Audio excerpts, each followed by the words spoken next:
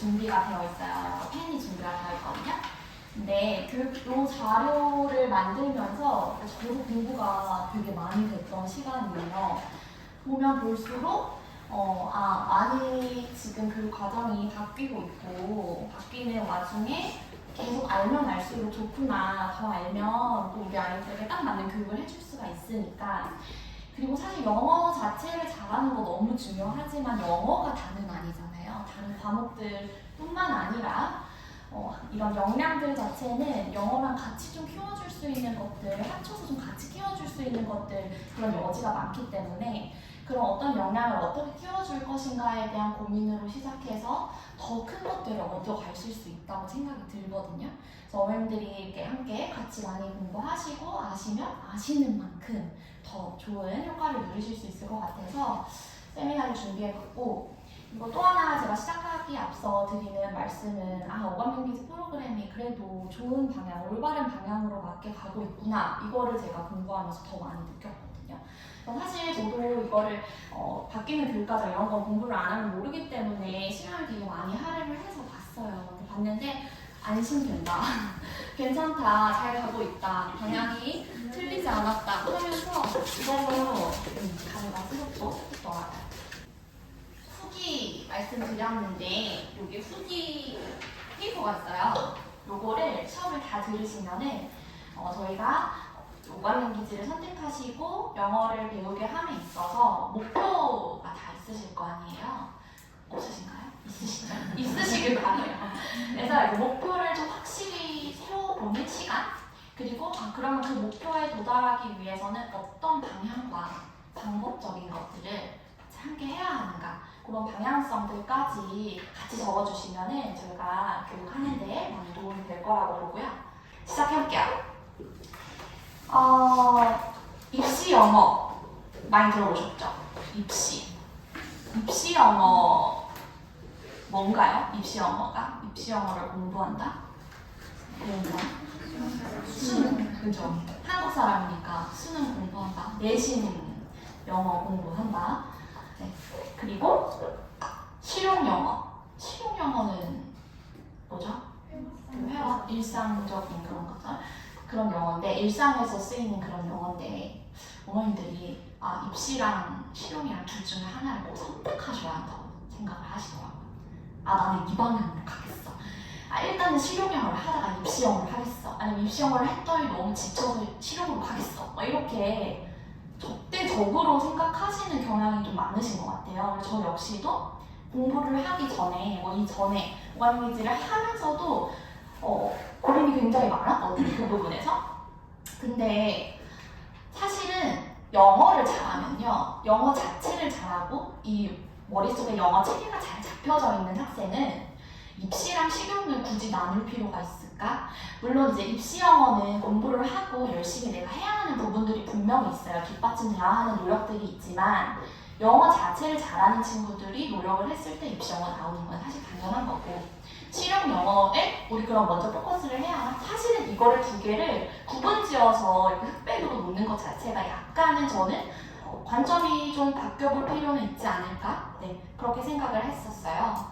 그래서 우리가 목표를 어머님들이 확실하게 해서 방향이 어떻게 흘러가고 있고 순서가 어떻게 되는구나를 좀 확실히 아시면은 그게 정리가 좀 되면서 저희가 원하는 영어 말 잘하고 잘 알아듣고 유창하게 할 수 있고 성인 되어서도 그러고 수능 영어도 1등급 받을 수 있는 아이들로 키울 수 있으세요. 그래서 2마리 이상의 토끼를 잡고자 제가 이 세미나를 준비를 했고, 그리고 그 방향으로 어머님들이 함께 따라와 주셨으면 좋겠어요. 다시 한번 정의를 해드리자면 입시 영어라 함은 입학생, 그러니까 시험이죠. 입학생을 선발하기 위해 치르는 영어 시험을 준비하는 영어이다. 그래서 대표적인 것들이 어휘, 문법, 구문, 해석 등과 같은 게 있고요.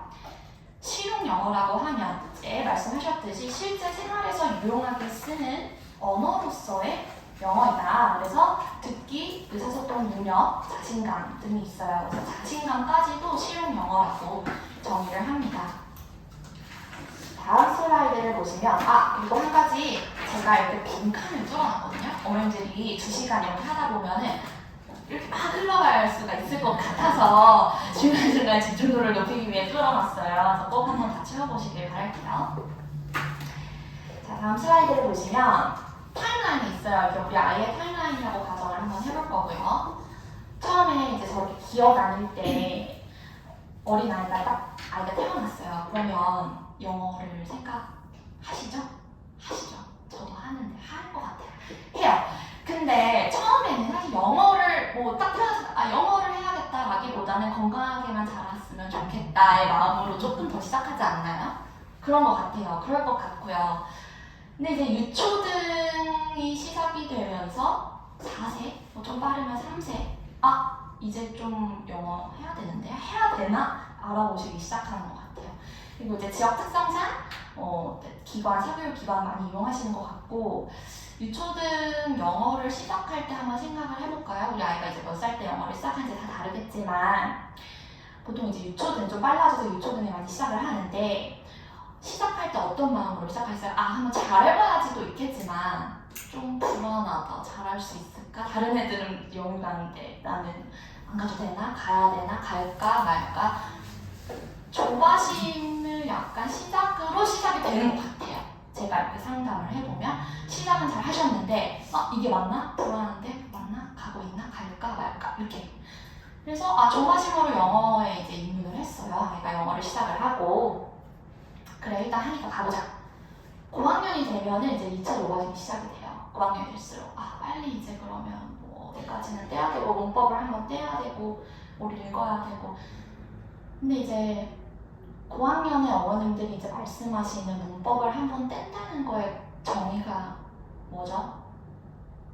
문법을 다 알고 정말 설명할 수 있을 정도로 다 알고 대답을 다 하고 문제를 다 풀고 고3 수능 봤을 때 어법 하나 나오는 거 그거 풀 수 있는 정도를 말하는 것인지 문제집을 한번 그냥 돌려서 어머님의 마음의 안정을 찾는 것인지 인간은 그냥 한번 들어서 아이가 얼마나 아는지는 확인할 길이 없잖아요. 문법이라는 거 자체가 시험을 보지 않는 이상 고학년이 됐다고 해도 그래서 이제 고학년 되면은 문법을 해야 되는데 그냥 막연히 또 이제 불안감이 찾아오시는 것 같아요. 근데 저는 문법을 하지 말라는 소리는 아닌데 문법을 해야 하는 시기가 있어요. 근데 그 시기를 우리가 정확히 알고 아이가 갖춰졌을 때 문법이 들어가면 정말 편안하게 할 수가 있어요. 편안하게 할 수가 있고 한 번 할 거, 그러니까 두세 번 할 거를 한 번만 해도 이해를 빨리 시킬 수가 있는데 굳이 어머님의 불안감 때문에 어느 시기에 뭘 해야 한다를 정해놓지는 말자고요.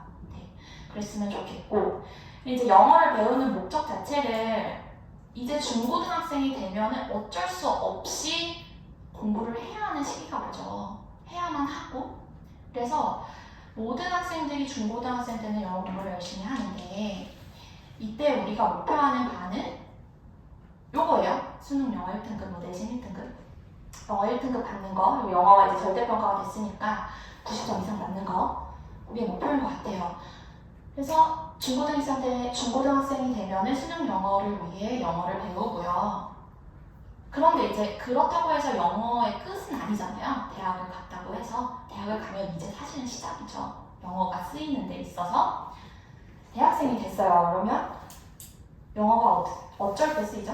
영어 뭐 발표할 기회도 많이 있고 그러니까 이제 학과 강의를 듣다 보면 분명히 전공 과목 중에 이 교과서 자체가 영어다 보니까 영어를 쓸 수밖에 없는 환경에 놓일 거예요. 그리고 뭐 과마다 다르겠지만 외국 학생들이 넘어와서 같이 팀플을 해야 하는 경우도 워낙에 많을 거고 그리고 교수님 자체가 외국 분이셔가지고 원어 강의를 들어야 하는 일들도 있을 거예요. 그리고 유학을 가게 될 수도 있겠고 또 여행 갔을 때 영어 잘 안 보시잖아요. 우리 아이가 영어 잘하면 너무 멋있을 것 같아요. 근데 이런 것들을 위해서 또 영어를 배우는 목적도 또 분명히 가지고 계실 텐데 더 큰 문제는 이제 사회인이 됐을 때 이제 더 어려운 논문이나 학회 발표도 영어로 해야 할 수도 있고 입사 승진에도 영어가 분명히 필요하고 그리고 영어권 나라에서 회사 생활을 해야 할 수도 있어요. 그럼 여기를 보면 또 실용영어로 넘어오나요?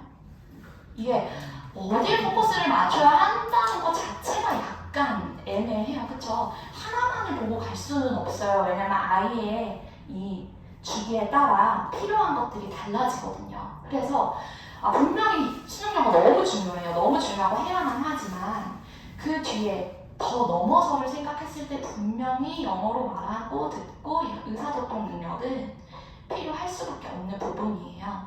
그래서 더 길게 넓게 보시고 그리고 수능 영어 1등급 맞아가면서 영어 잘하는 아이로 키워주셨으면 좋겠어요. 그렇게 키우는 게 저희 5학년 기재 목표고 바람이에요.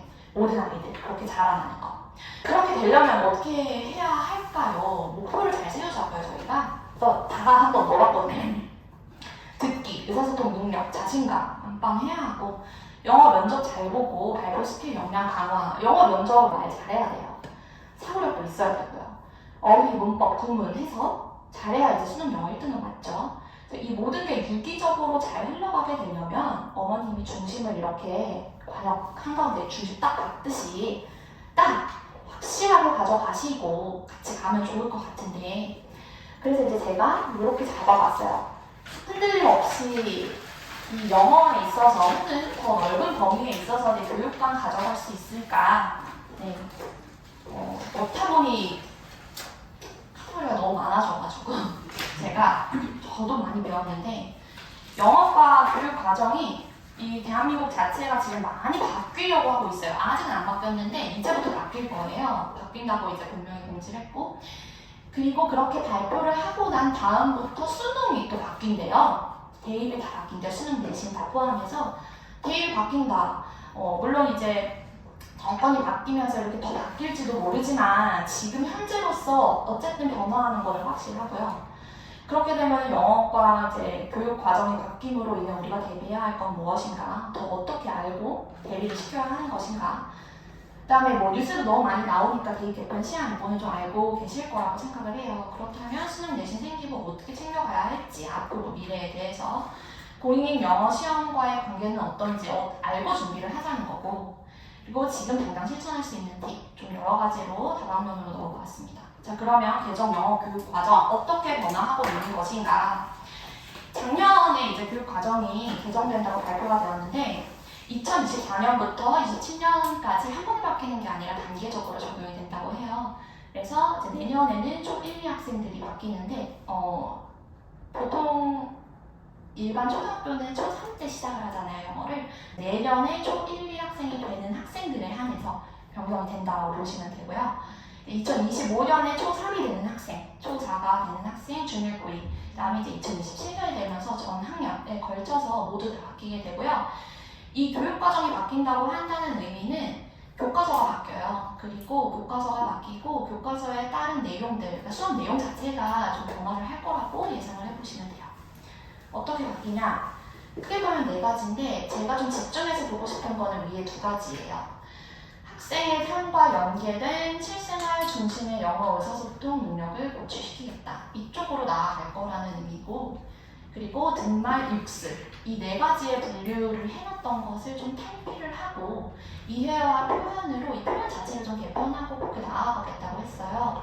그래서 이제 지금 4대 영역에 국한되지 않고 6대 영역으로 좀 나아가자라고 하고 있는데 6대 영역이 무엇인지는 이제 뒤에 가서 또 말씀드릴게요. 사회가 변화하고 있으니까 뭐 디지털 AI 교육 환경이라던가 그리고 진로 적성을 충분히 고려한 맞춤형 교육을 하겠다.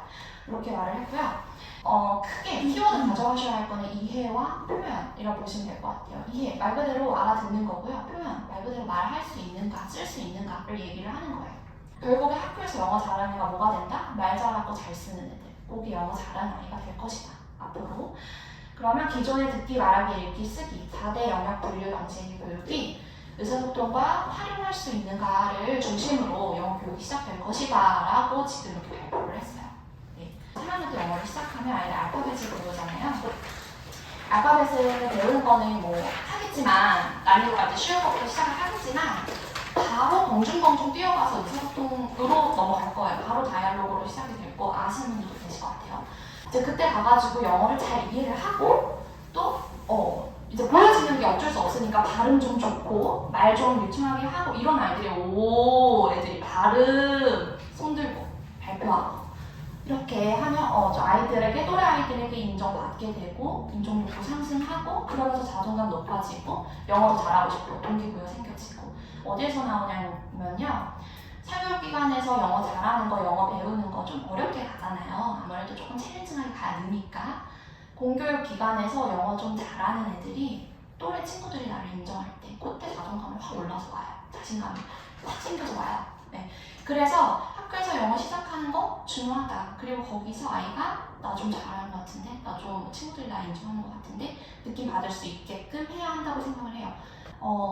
저희 오감에 한 7세 정도에 시작을 한 친구, 더 빠르면 좋겠지만 7세 정도에 시작을 해서 초등학교 3학년 된 친구들 많이 빛을 발합니다.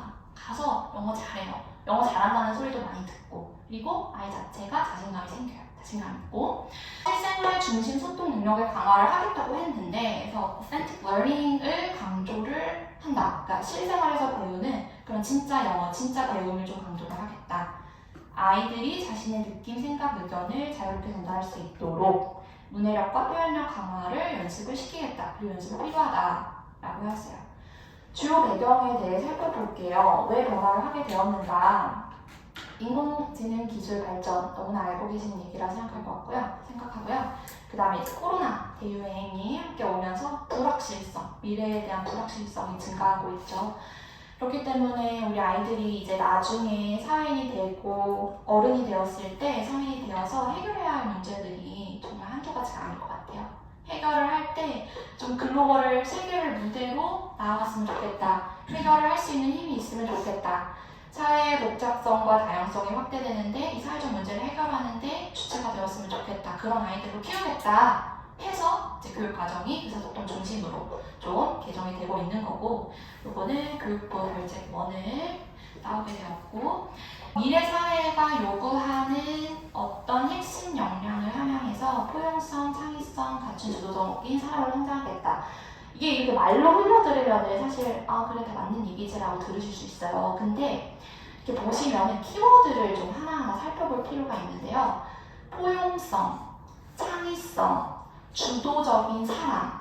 어떻게 키울 수 있어요? 우리 아이가 포용성을 갖춘 사람으로, 창의성을 갖춘 아이로, 주도적인 아이로 어떻게 키울 수 있을까에 대한 어떤 이런 방안들을 끊임없이 생각을 해보시면 좋을 것 같아요. 근데 이게 영어만을 배우러 오는 기관이 아니라 여기서 이런 모든 것들 좀 다 가져갔으면 좋겠거든요. 아이들이 어쨌든 꾸준히 긴 시간 와서 배우는데 영어라는 그런 어떤 언어적인 부분을 넘어서 그 이상의 것들 함께 챙겨갔으면 좋겠어요.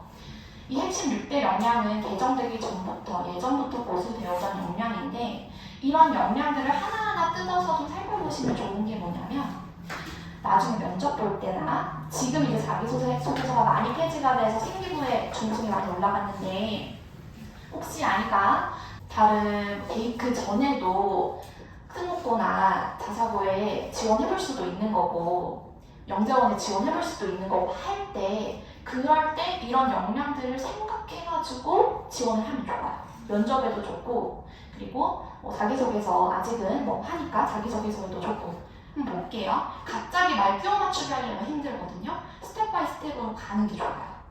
자기 관리 역량, 심리적 감성 역량, 지식 정보 처리 역량, 의사소통 역량이 이번에 협력적 소통 역량으로 바뀌었고요. 창의적 사고 역량, 공동체 역량이라고 했어요.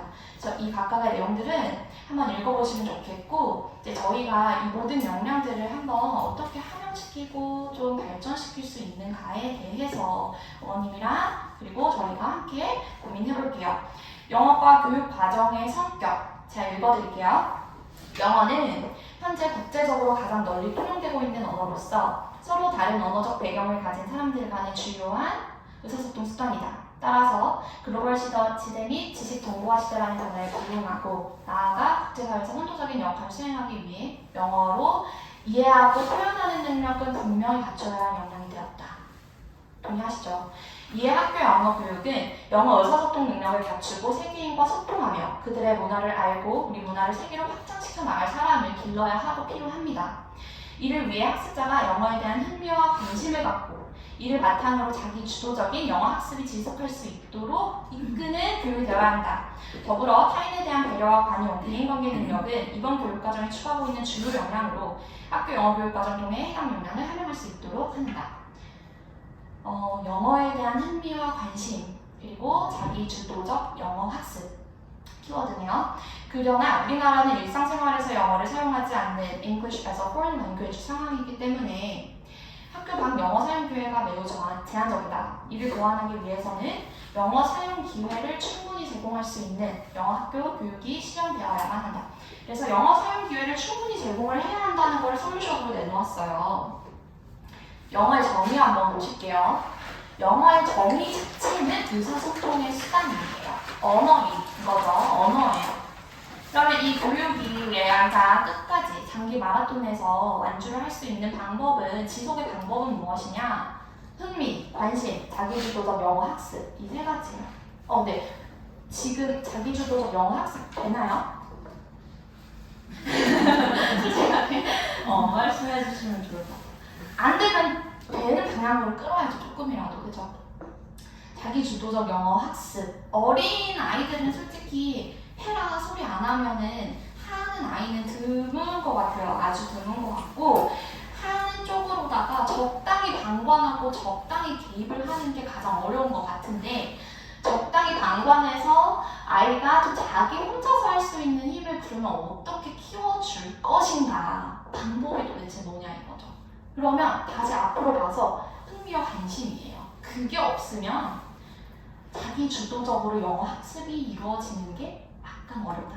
기계적으로 누가 시켜서 하는 수동적인 학습이 될 수밖에 없다라는 거예요. 흥미와 관심 보실 필요가 있을 것 같고, 그리고 이제 교육부에서 추구하는 역량이 배려, 관용, 대인, 관계 능력이에요. 결국엔 사람들 간의 소통이 중요하고, 소통이 된다 해서 그 사람의 마음을 몰라주면 안 되고, 그 마음을 충분히 헤아리면서 받아들일 수 있고, 내 의견 피력할 수 있고, 이런 뭔가 인성적으로도 갖춘 아이를 키워야 한다는 것인데, 그럼 해결책은 그럼 일단 언어를 잘해야 되니까 뭔가 말이 통해야 그게 되는 거 아니에요? 영어 사용 기회를 늘려야 된다.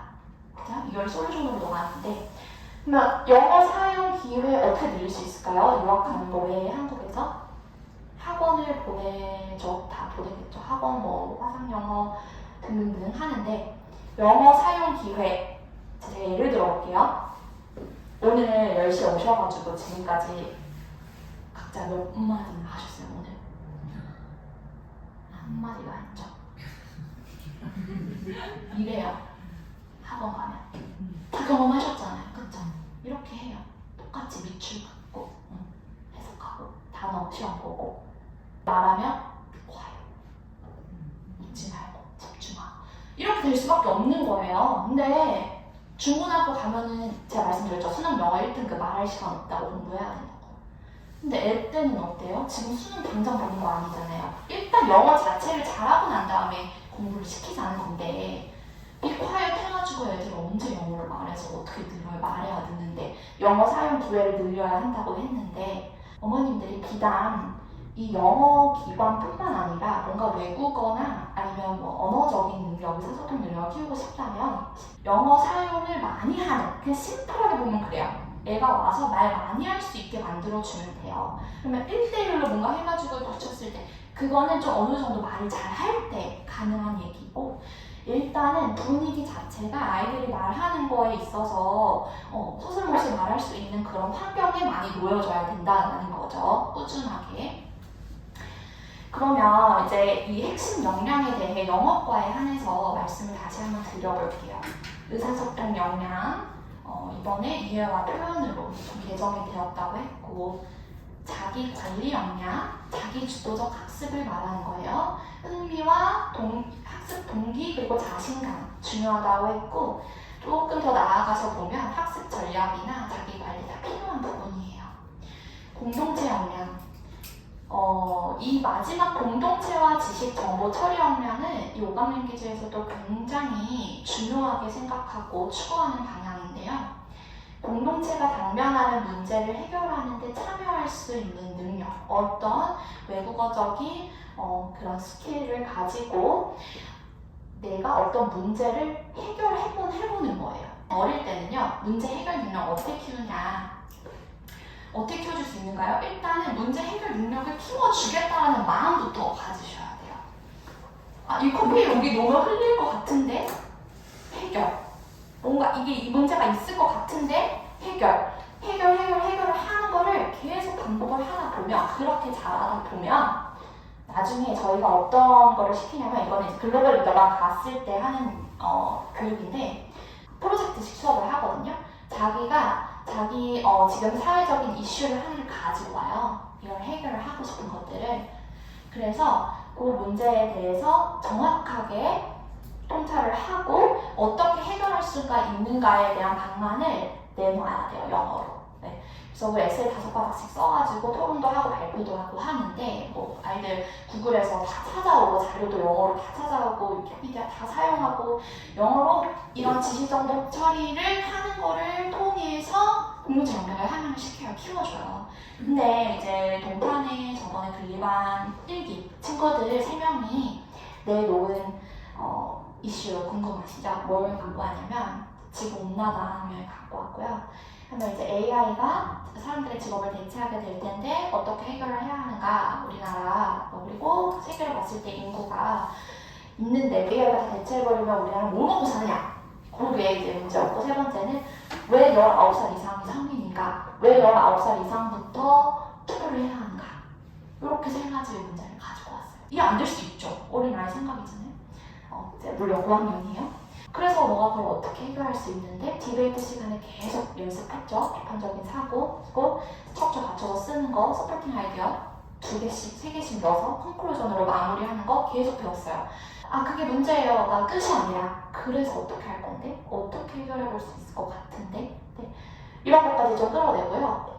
참여해보고 생각을 넓혀볼 수 있는가? 사고력 중요해요. 영어로 사고해보는 거.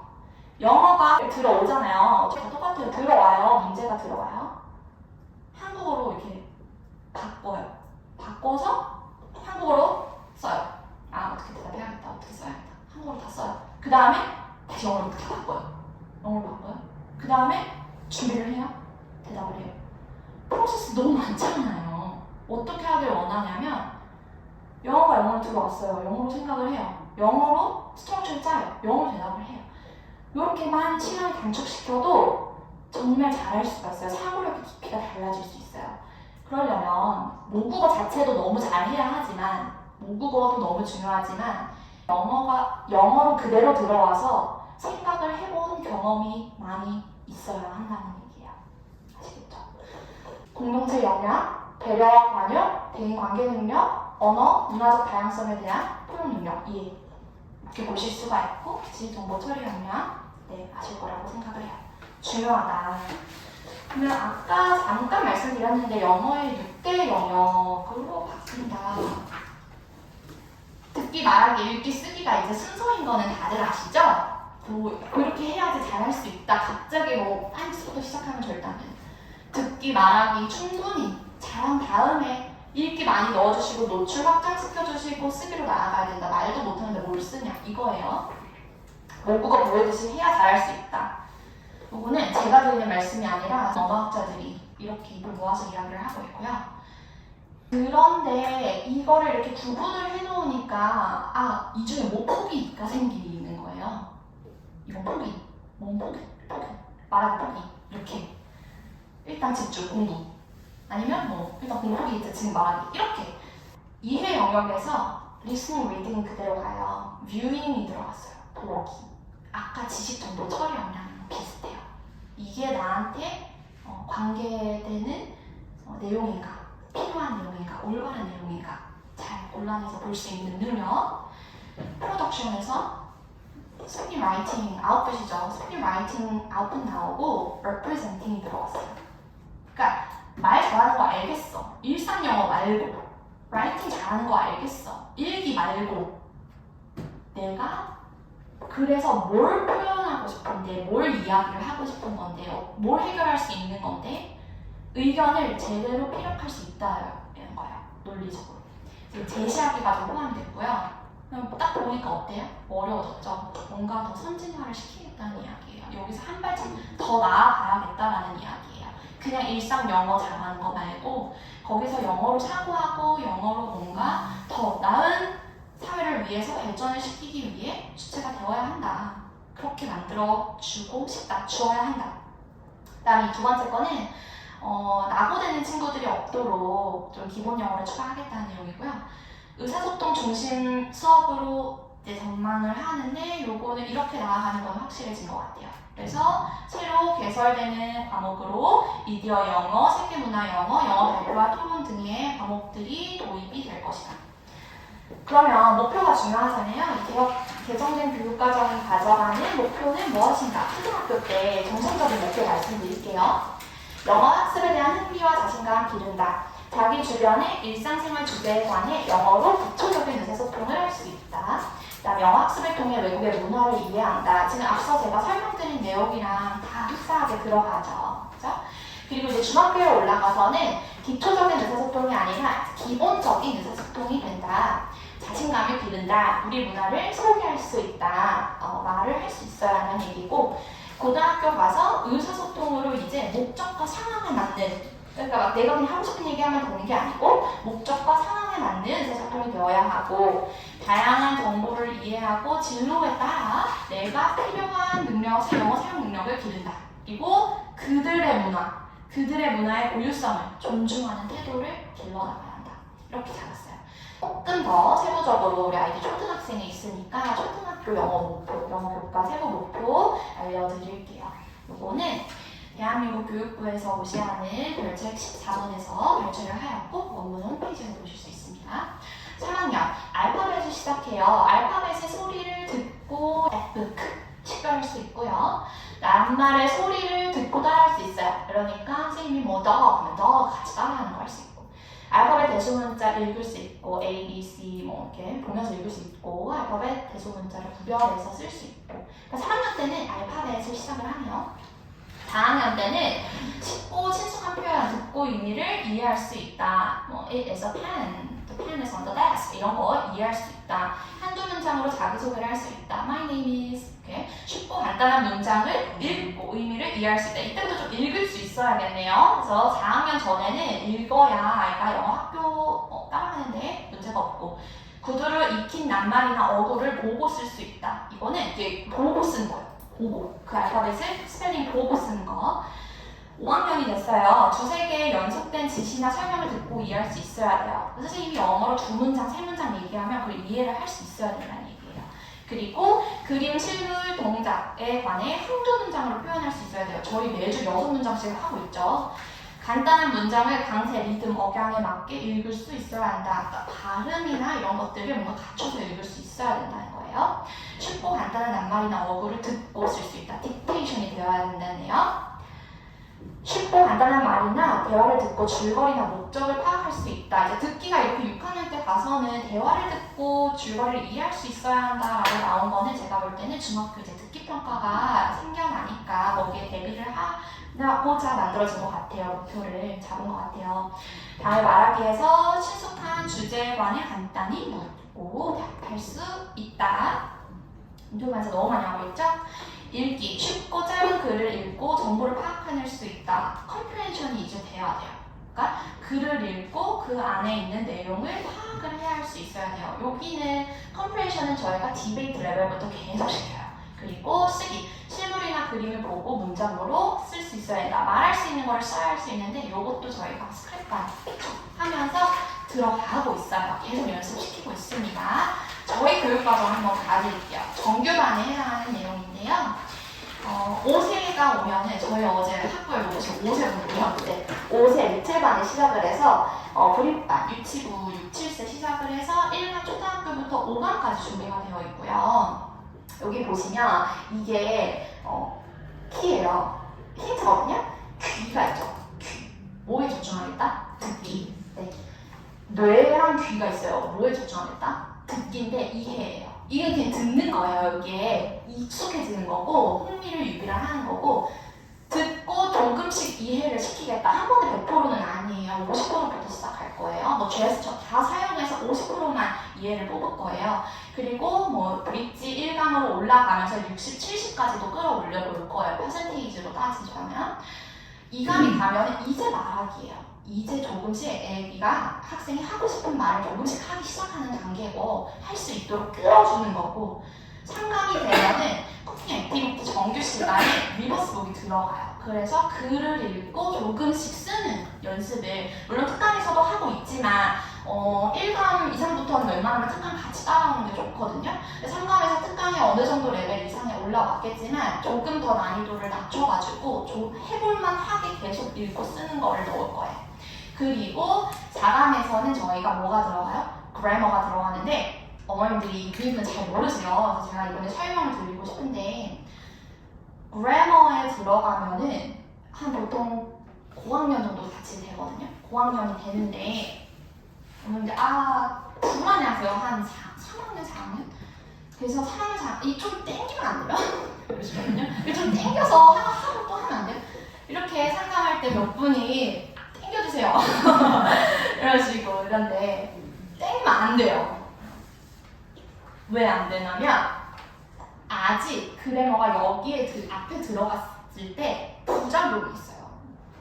이해가 안 되고 어려워져요. 어렵게 가지 말자는 거예요. 어차피 하고 갈 거니까 어차피 해줄 거니까 다 이해를 시켜줄 거니까 어렵게는 하지 말자고요. 네. 그래서 문법이 어떤 식으로 아이들이 체득하고 알게 되는 과정도 한번 설명을 드릴게요. 이런 말씀을 드리고 싶어요. 문법을 보통 영어를 어느 정도 다 노출을 시키고 이런 체계가 다 잡힌 다음에 들어가는 게 좋다는 거는 알고 계시잖아요. 마지막 숟가락을 딱 올리는 거예요. 밥 먹을 때. 그럼 밥을 차려놔야 먹을 거 아니에요. 이 숟가락만 들고 해봤자 먹을 게 없잖아요. 밥을 일단 다 차려놓고 숟가락으로 이제 퍼 먹어야 되는데 그 밥을 다 차려놓는 게 요 정도 됐을 때예요. 이게 문장이 어느 정도 많이 쌓이고 난 다음에 그 다음에 문법이 들어가야 이해가 돼요. 개념도 확실하게 잡힐 수 있어요.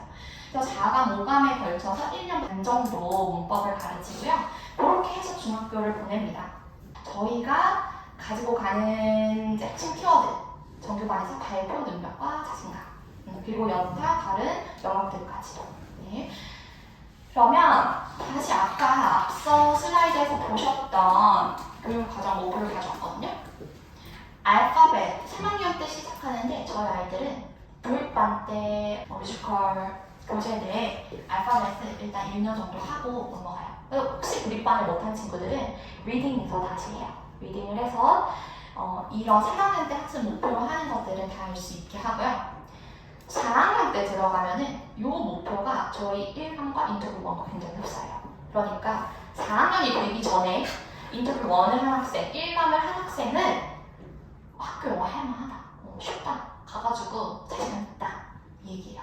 인터뷰 1 하고 간 친구들, 패스를 한 친구들을 의미해요. 2강에 올라가서 쉐도잉 2-2 레벨에 가면은 괜찮아, 할만한데 5학년 6학년 이렇게 레벨 3강으로 이해하시죠. 자, 그러면 이제 새로 바뀌는 것들 있잖아요. 이건 어떻게 대비를 해야 돼요? 지식 정보 처리, 역량, viewing, 그 다음에 representing, 디베이트 가면 이때부터 또 무지하게 해요. 계속적으로 5-3까지 쭉 시켜줍니다. 대비를. 그래서 초등학교 때 내에 개정되었다고 하더라도 자신감 있게 할만하게 다 프로그램이 마련이 되어 있고, 그러면 중등에 넘어갔을 때는 이제 어떻게 매끄럽게 넘어가느냐, 중등 목표도 한번 가져왔어요. 일상생활과 관련한 대화를 듣고 세부 정보를 파악할 수 있다. 6학년과 거의 비슷한데 이제 중학생이 되면 듣기평가가 있잖아요. 듣기평가가 있고요, 수행평가가 있고, 중간 기말고사가 있어요. 지필고사가 있는데 뭐 이제 자유학기제가 있으니까 약간 1학년들은 한시름 덜했지만 어쨌든 이제 중학교 2학년 때도 그렇고 수행평가나 이런 거는 다 대비를 해야 한단 말이에요. 듣기평가는 어떤 친구들이 이제 그냥 무난하게 잘할까요? 100점 맞을까요? 그냥 그거에 굳이 이제 연습 안 하고 한두 번 그냥 모의고사 풀고 갈 정도. 어떤 친구들? 문제 막 계속 많이 들어본 친구들? 문제 계속 풀고 그냥 잘 이해 이해하는 애들이야. 우리가 뭐 이렇게 얘는 뭐 몇 프로를 들어가고 할 수가 없어요. 그냥 선생님이 영어로 원어민이 영어로 했을 때 잘 알아들으면 돼요. 한국어처럼. 나는 이게 영어가 영어로 그냥 이해가 되는데 한국어로 변환하다 보면 이게 막 안 돼요. 문제를 못 풀어 시간이 막 다음 문제 계속 넘어가요. 그렇기 때문에 한국어로 자꾸 변환하는 과정을 거친 친구들은 못해요. 영어가 그냥 영어로 들어와서 바로 이해가 되는 친구들이 잘해요. 네. 지금 벌써부터도 좀 영어 잘 듣는 애들 있잖아요. 우리 오감에서. 그쵸? 그런 아이들이 계속 그런 교육을 꾸준히 받은 친구들이 중학교 가서 영어 듣기 평가? 너네 가서 좀 쉬고 와야겠다. 이런 뭔가 굉장히 자신감 있는 마인드로 가져갈 수가 있는 거예요. 듣기 평가. 근데 듣기 평가랑 스윙이 중요하다고 하는데 왜 중요하냐면 점수가 그게 많이 깎여요. 그죠? 중간 기말을 합산해가지고 40% 학교마다 다르겠지만 40% 이렇게 들어가는데 스윙이랑 듣기는 바로 1점씩 감점되잖아요. 그렇기 때문에 중간 기말에서 몇 문제 틀려도 듣기 평가 하나 나가면은 답이 없는 거예요. 그리고 또 하나 듣기 평가는요, 제가 이제 대학생 때 과외 많이 했는데 대학생 때 수능 듣기 과외도 많이 하고 중학생이 이런 듣기 과외도 했는데 어머니들이 딱 영어만 해주세요. 뭐 이렇게 하세요. 듣기만 엄청 했어요. 근데 얘가 귀를 이렇게 다 파요. 귀를 파고 엄청 크게 해요, 소리를. 그 다음에 느리게 들려요. 우와 막 이렇게 있잖아요. 헬로 이렇게 엄청 느리게 들어요. 그런데도 귀를 이렇게 하고 안 들려서 그런 거예요. 근데 그 친구가 영어를 좀 늦게 시작하기는 했는데 그런 걸 안 해본 거예요. 영어로 듣고 말하고 이런 게 많이 노출이 안 되어 있다 보니까 안 들린대요. 환장하겠대요. 안 들린대요. 정말 모르겠대요. 근데 보면 알아요. 글을. 읽긴 다 읽으니까 뭐 중학교에서 못 읽는 애가 어딨어요. 다 읽어요. 스크립트 다 읽어. 근데 이것만 붙잡고 있는 거예요. 스크립트만. 요것만. 계속 해석하고. 어떡해요. 이거 이제 없으면 못 들리는데 큰일 났어요. 근데 안 들리니까 못 풀어요. 똑같아요. 수능도. 수능에서 절대평가로 바뀌었잖아요. 90점 이상이 1등급이잖아요. 듣기에서 나가면 혹시나 어법이나 어휘에서 이렇게 좀 높은 곳에서 틀릴 수가 있는데 듣기에서 나가면 1등급 놓친단 말이에요. 그러면 안 들리면 그 눈물 콧물자 그렇게 될 수밖에 없는 거니까 지금 당장 문제 많이 풀고 나중에 안 들린다니까요. 많이 드러나야 돼요. 듣기의 이런 능력 자체가 좋아야 돼요. 그리고 말하기 이런 교육들을 좀 많이 하겠다고 했어요. 앞으로 교육부가. 근데 말하기와 쓰기는 수행평가에서 많이 보는 영역이죠. 말 잘해야 돼요. 진짜 과외할 때 이 쓰기 안 돼가지고 저한테 다 와요. 다 해달라고. 언제까지 다 해줘요? 학생이 한둘도 아니고 그쵸? 학원 보내서 그냥 수행 다 해달라고 안 돼요. 그게 안 된단 말이에요. 비슷할 수밖에 없어요. 애가 써야 돼요. 기본적으로. 그리고 약간 통상은 낮더라도 아예 안 되면 안 되는데 말하기도 마찬가지예요. 나가가지고 이제 발표와 토론 이런 거 막 시키고 그걸로 수행평가 다 매길 건데 준비해야죠. 변화하고 있는데. 그리고 뭐 읽기와 문법, 어법 이런 것들은 지필고사에서 나오는데 어머니들 좀 불안하고 걱정되시잖아요. 그래서 제가 교과서를 다 갖다가 다 분석해봤어요. 대표적으로 YBM이랑 동화, 천재 순서만 다르고 내용은 비슷하더라고요. 그래서 이 중학교 1학년, 2학년, 3학년의 문법을 다 함께 보면서 아이가 어떻게 나중에 공부를 할 때 그리고 우리가 어떻게 대비를 시킬 건지 설명을 드려볼게요. 익숙한 용어들 많이 보이시죠? 저희 학원에서는요 문법을 바로 그냥 백지 상태에다가 뭐 동명사다, 투부정사다 이렇게는 안 가르쳐요. 처음에는 경험하게 해요. 체득 문법을 이 올바른 이 문법 체제를 갖춘 문장들을 한 번이 됐건 두 번이 됐건 내가 들어보고 입으로 말하게 해요. 먼저 그게 어디서 이루어지냐면 1강에서 다 이루어져요. 거의. 네. 그리고 인터뷰 1에서도 살짝 건드려주고요. 인터뷰 1 과정들에서도 다 건드려주고 인터뷰 2-2 정도까지만 가면 일단 제가 예시로 꼽아온 중1 문법은 다 한번 체득을 해봤어요. 그렇다고 완전히 다 알지 못하겠죠. 한번 경험해본 거예요.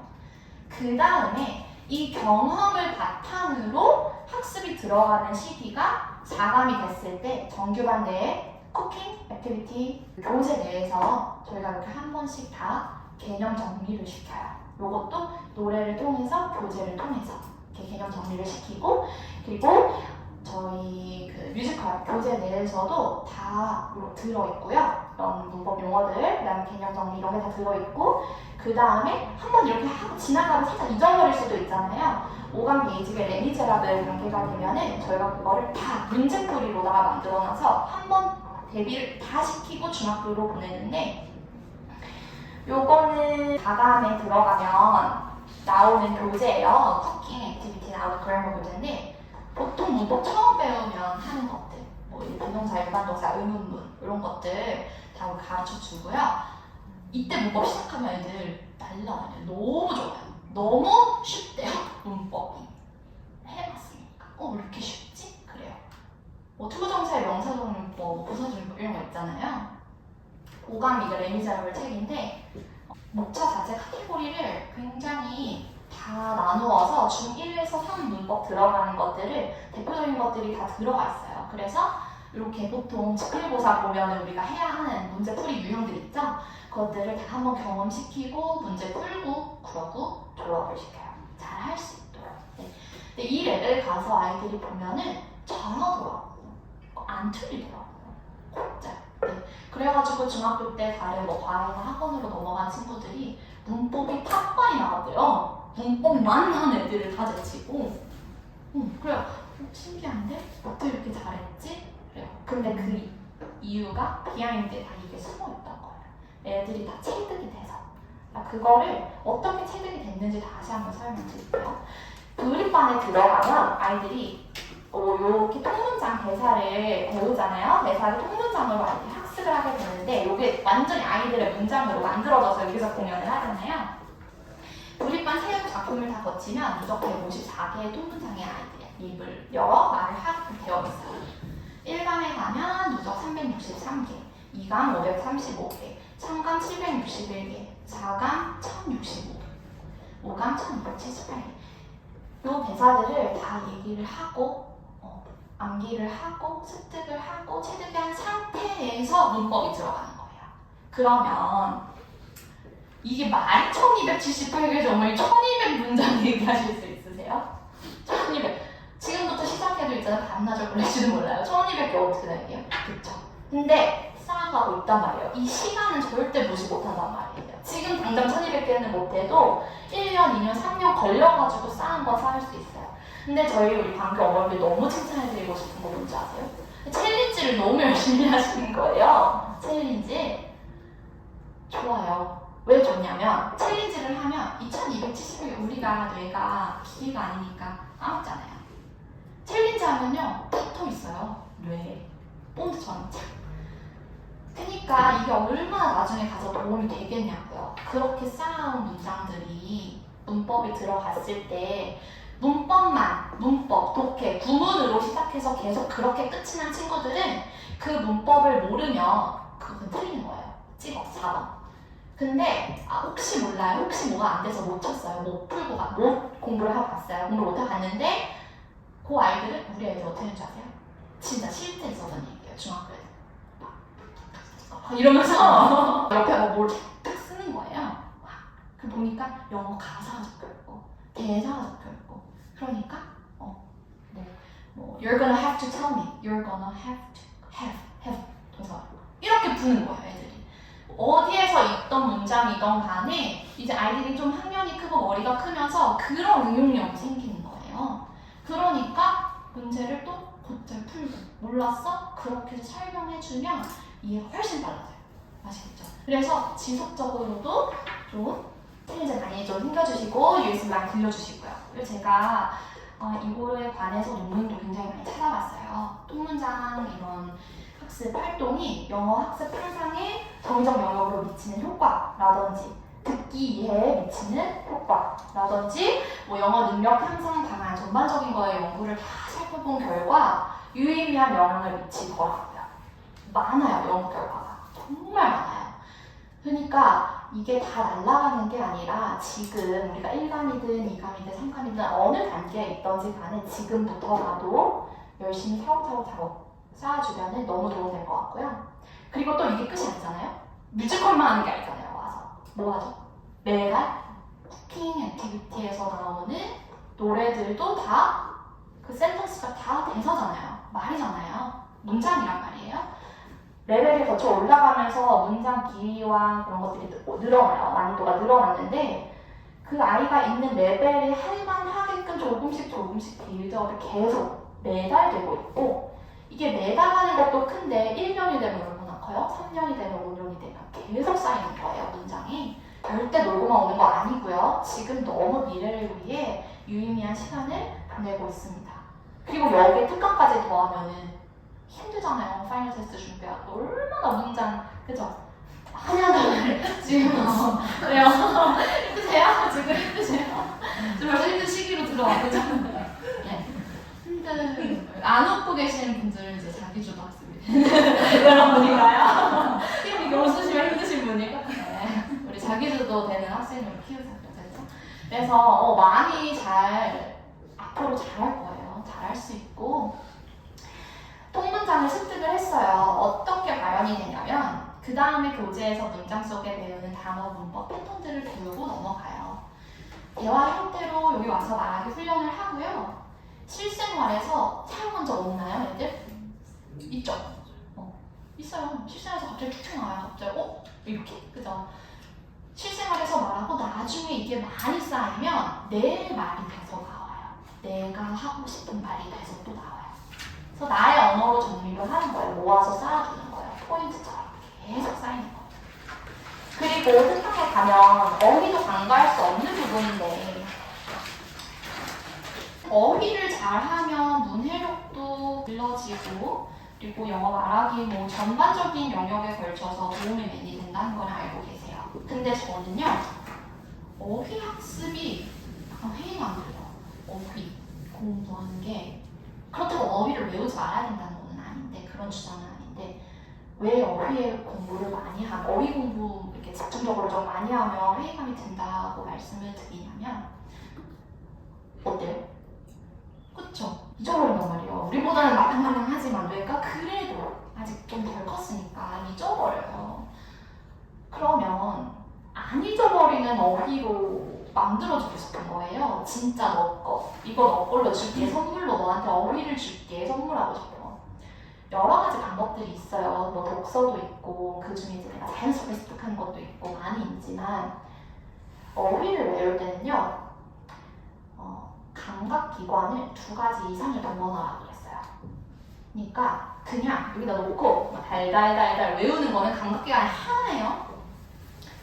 말을 하면서 외우던가, 쓰면서 외우던가, 들으면서 외우던가, 이게 모든 게 다 이렇게 이루어질 때 장기간으로 기억이 되는 건데, 그래서 제가 어휘학습을 정규반에는 굳이 넣지 않았던 이유는, 물론 정규반 교재 뒤에 보면 어휘가 있거든요. 공부시켜도 돼요. 근데 공부를 거기서는 안 하는 이유는 뭐냐면, 어차피 그래봤자 약간 잊어버릴 확률도 높고, 이 문제 내에서 나왔던 혹은 쉐도잉에서 내가 한 번이라도 말해봤던 단어들, 쉐도잉 연습하려면 말을 하잖아요. 거기에 나오는 단어, 인터뷰에 나오는 단어, 정말 이 아이들이 수업을 하면서 사용해봤던 단어를 외우게 하고 싶은 거예요. 애들 걸로 붙여주려고. 뜬구름 잡는 단어 그런 거 말고, 막 어려운 거 말고, 애들이 한 번이라도 여기서 말해보고 써본 단어를 외우게 하고 싶어서 여기 들어갔고, 그래도 아마 다는 안 붙을 거예요. 그쵸? 그렇지만도 저희가 학습이 이렇게 된다. 엄청 많죠. 누적으로 3,469개의 어휘를 가르치고 있어요.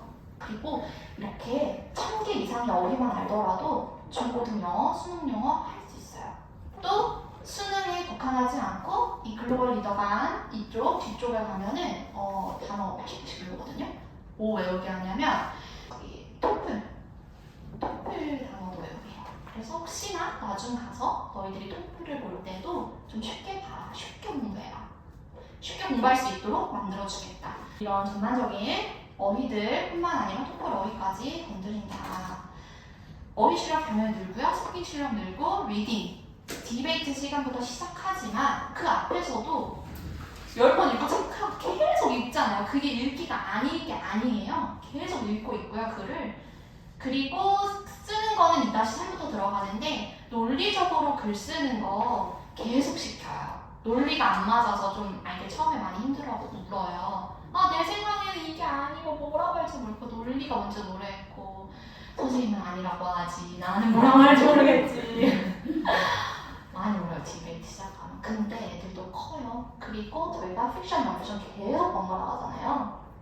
그러니까 픽션에서는 이렇게 대답하면 더 좋구나. 내가 창의적으로 생각했을 때 더 대답이 풍부하구나, 풍성하게 만들 수 있구나. non-픽션 때는 약간 앞에 있는 거를 인용해가지고 내 주장을 하면 훨씬 더 낫던데 이걸 터득을 하기 시작을 해요.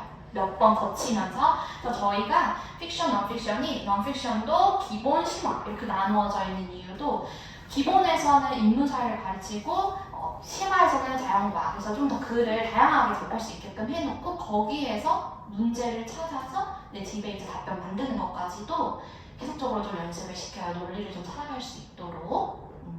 특강 설명회에서도 예전에 말씀을 드렸던 부분이기도 한데 글을 쓸 때도 그냥 마구잡이로 쓰는 거 아니거든요. 그 전략들이 있어요. 쓰는 전략. 내가 예시를 넣어서 내 답변을 논리를 키울 것인가, 앞에서 인용해서 키울 것인가, 어떻게 주장을 강화시킬 거에 대한 전략들이 많이 있는데 그것들을 스텝 바이 스텝으로 다 가르쳐줘요. 그래서 조금씩 글 쓰는 데에 눈을 뜰 수 있도록 해주고 결국엔 4영역 밸런스 있게 영어 사고력을 키우고 서술형 대비에도 만반의 준비가 된다. 자, 그럼 오늘의 핵심, 28년도에 대입이 도대체 어떻게 바뀌는가에 대해서 말씀드리겠습니다. 공부학점제로 공부할 학생들에게 적용되는 28년도 대입 제도 보관 시간인데요. 말 그대로 시간이에요. 아직 확정은 아니고 내년 6월에 나올 텐데 확정되어서 아마 비슷하게 큰 부분에서는 비슷하게 흘러갈 것 같고 세부적으로 약간 변경될 가능성도 있을 것 같지만 일단 한번 살펴볼게요. 수능 시험에서는 공정성을 확보하겠다 했어요. 통합 융합적 교육을 하겠다고 했고 그래서 결국 선택 과목을 없애겠다. 사회 같은 경우에도 선택 과목 없애고 과학도 다 없애서 통합사회, 통합과학 이렇게 흘러가고 국어도 마찬가지로 고교 내신에서는 평가가 9등급이었잖아요. 계속 9등급을 5등급으로 단계를 축소하겠다고 했어요.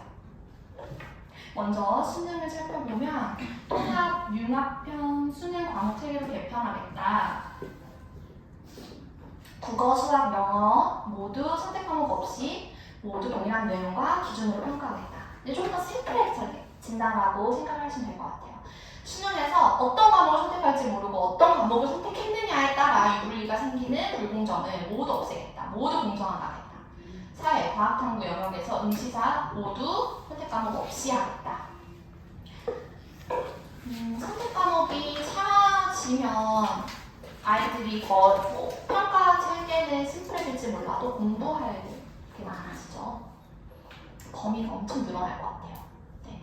그리고 문과가 응시하는 사회탐구와 이과가 응시하는 과학탐구를 둘 중에 하나를 선택하는 게 아니라 둘 다 응시해요. 그러니까 문이과가 이제 약간 흘려진다고 보시면 돼요. 그러니까 지금 굳이 문이과를 나와서 아는 이과를 키우겠어, 문과를 키우겠어 하실 필요 없고 좀 다양하게 접할 수 있게 해주시고 사회나 과학 같은 것도 책을 통해 좀 많이 읽을 수 있게끔 해주면 나중에 효과를 보실 수 있을 것 같고 미리 영어를 언제 끝내겠다. 끝내는 게 있나요? 우리 아직도 안 끝났는데. 그렇죠? 영어를 끝내는 거가 사실 외국어고 국어도 마찬가지로 하잖아요. 계속 발전해 나갈 수 있는 여지가 있잖아요. 그렇기 때문에 끝내는 거 끝내놓고 수학만 하겠다. 아니에요. 그러니까 물론 시간을 효율적으로 더 분배는 시킬 수 있겠지만 일단 끝내자 이런 마인드는 좀 버리셨으면 좋겠고 지금 6학년 내에 최고치로 끌어놓을 수 있는 역량들은 다 끌어올리겠다. 이렇게 좀 바꿔보시면 좋을 것 같아요. 뭔가 당장 뭘 끝내야 되고 어떻게 해야 돼 이러면 되게 조급해지잖아요. 사람이 6시까지 다 차려야 되고 이러면 불안해지잖아요. 그러니까 마음을 좀 느긋하게 가지시면 좋을 것 같고 수능이 어떻게 개편되냐면 다 이렇게 공통 과목들 한번 보세요. 다 통합으로 개편되고 영어랑 한국사는 공통이에요. 그래서 절대평가로 되어서 들어간다고 했고 수학이 원래 수원, 수투 그리고 선택 과목에서 확통이랑 무조건 기하였는데 공통 과목으로 이제는 수원, 수투가 이제 대수가 수원, 수투에 나오는 함수 영역이고 미적분 원이 원래 선택 과목에 있었던 미적분 중에 하나가 이렇게 포함이 된 거고 확통이 그대로 확통 가져가는 거예요. 그러니까 수원, 수투, 확통 끝까지 그냥 다 들어갔다고 보시면 돼요. 근데 이과 아이들이 보통 선택 과목에서 이렇게 미적분 선택하잖아요. 기하랑 여기 어떻게 빠져나가냐면 뭐 우리 애는 나중에 의대를 갈 수도 있고 약대를 갈 수도 있고 뭐 수학이 더 심화적으로 필요할 수도 있기 때문에 그런 아이들은 심화 수학이라고 해서 미적분 투랑 기하를 따로 해서 이거 시험에 들어가 있어요. 그러니까 결국 다 공부해야 되는 거예요. 수학도 잘해야 된다는 거예요. 영어 못지않게 수학도 잘 챙겨주셔야 된다. 기초를 잘 다듬어 주셨으면 좋겠고 수능도 있지만 내신도 있잖아요. 정시, 그다음에 수시가 있고 근데 수시에 내신이 핵심인데 고교 내신을 5등급 체제로 선진화하겠다. 공정성을 위해 고1, 고2, 고3 다 동일한 평가 체제로 하겠다 했어요. 그러니까 9등급제는 폐지하고 사교육을 유발하고 지시 남기를 확인하는 오지선다형 내신 평가를 약간 사고력을 측정할 수 있는 논소수령 평가로 좀 확대해서 강화하겠다. 이렇게 되면은 사고력과 문제 해결이 진짜 중요해질 것 같거든요. 너 어떻게 생각해? 모르겠어요. 모르는 거. 이런 마인드로는 이제 어려워진다는 거예요. 근데 지금 우리 애들 바로 당장 어려운 질문 할 수 없잖아요. 너 뭘 좋아하니? 너 여행 가는 거 좋아하니? 너 왜 좋아하니? 그런 것들부터가 시작이라는 거예요. 그런 생각조차도 인터뷰 수업 해보면 얼마나 웃긴 줄 아세요? 애들? 막 모르겠는데 말은 해도 모르겠고 뭐라고 그러니까 애들이 이해는 했어요. 레벨 어느 정도 레벨이 되면. 근데 그걸 딱 받아들이면 성향에 따라서 또 완벽하게 대답하고 싶은 애들이 있잖아요. 나 좀 스마트하게 대답하고 보이고 싶어. 이런 애들이랑 더 심해요.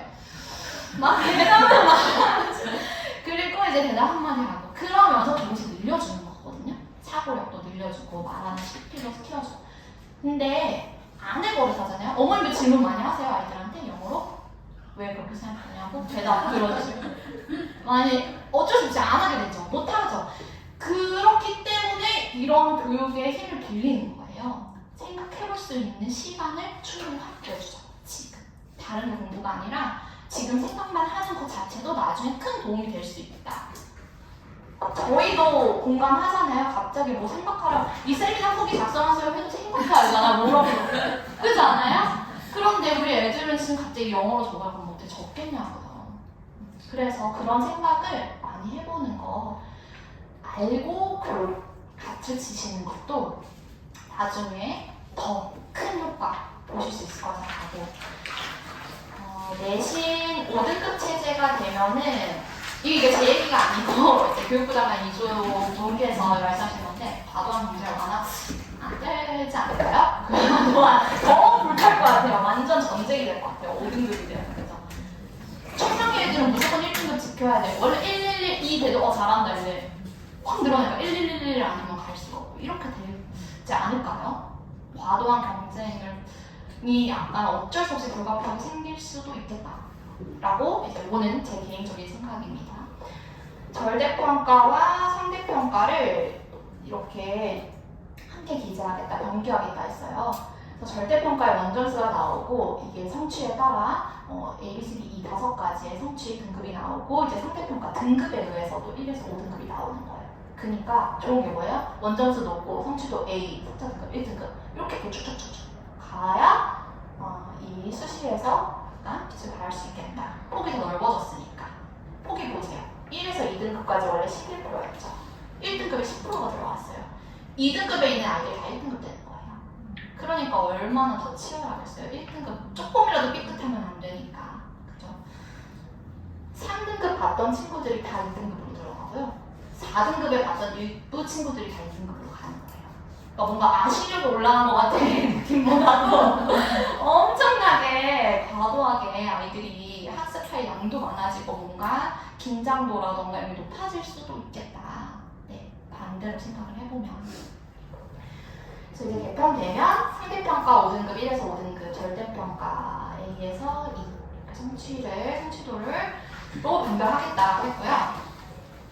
그러면 수능, 내신, 생기부 아직 약간 약간 먼 미래기는 하지만 제가 이 말씀을 왜 드리고 싶냐면 알고 그런 이제 역량들 있잖아요. 아, 나 우리 아이는 좀 창의적인 아이로 컸으면 좋겠어.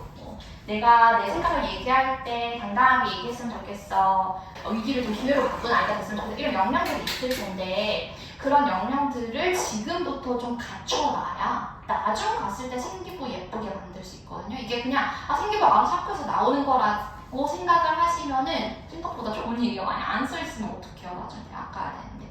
그리고 중학교에서도 생기부가 중요해요. 혹시 영재원을 이제 목표로 하시면. 수능 볼게요.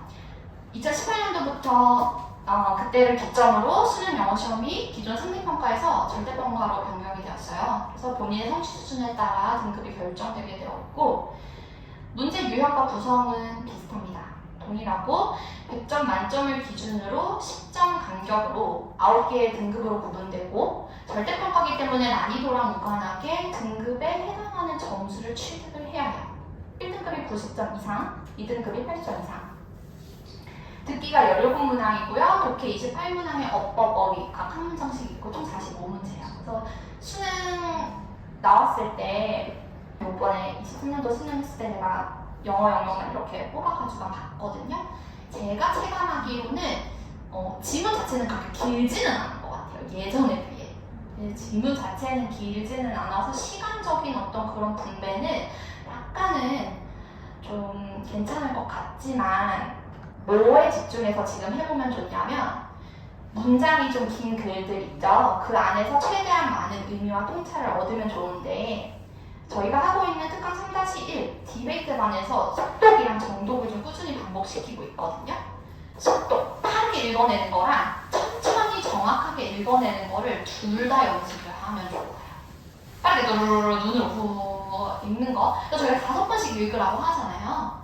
읽으라 하거든요.